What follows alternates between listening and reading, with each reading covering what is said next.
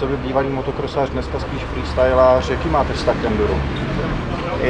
Já jsem skoro endurista, protože můj táta byl reprezentant v enduru a brácha tak jezdil enduro dlouhá léta, takže já jsem byl takový jediný, který k tomu jakoby nespad, i když jsem měl na mále, ale spadl jsem včas k freestyle motocrossu a jsem za to rád a je to tak dobře, si myslím, protože v tom jsem se našel, je to prostě show pro lidi a na malém prostoru to já potřebuju.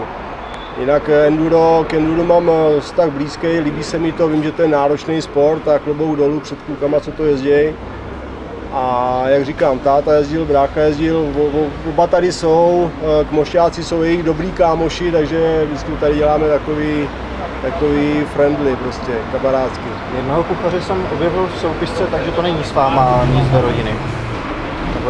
V který soupisce? Já si myslím, že jo, táta byl možná napsaný ve veteránech původně. Jan Kuchař? No, tak to ne. Tak to jsme dva Petrové, jeden Zdenek, ale táta předloni tady jel právě veterány a stačilo mu odjet jedno kolo a už to měl plný kecky, tak dneska v tomhle počasí říkal, že radši ne, tak si to užívá jako divák a je tam s náma, my se moc často zase tak nevídáme, takže je to taková rodinná sešlost, všichni to máme 200 kiláků od baráků, tak doufám, že bude nálada dobrá po naší show a že to tady večer prožijeme ještě afterparty nějakou. Speciálně k tomu, že tady máme pana Císaře, co by vlastně prvního, dalo by se říct, nebo jednoho z prvních československých vítězů šestidenní, téhle nejnáročnější soutěži v enduru. Proč podle vás, i když teda, jak jste říkal, není to úplně typická vaše disciplína, ale máte k tomu blízko, proč tedy podle vás dneska české enduro není tam třeba, kde by možná historicky patřilo?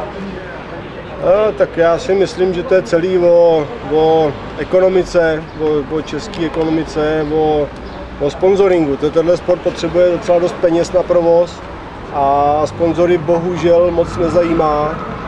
A to je celý prostě. Nemůže to dělat moc lidí prostě v plné parádě nebo v kompletním tom zabezpečení a odráží se to na těch výsledcích. Prostě je to napůl takový amatérský sport v Česku. No.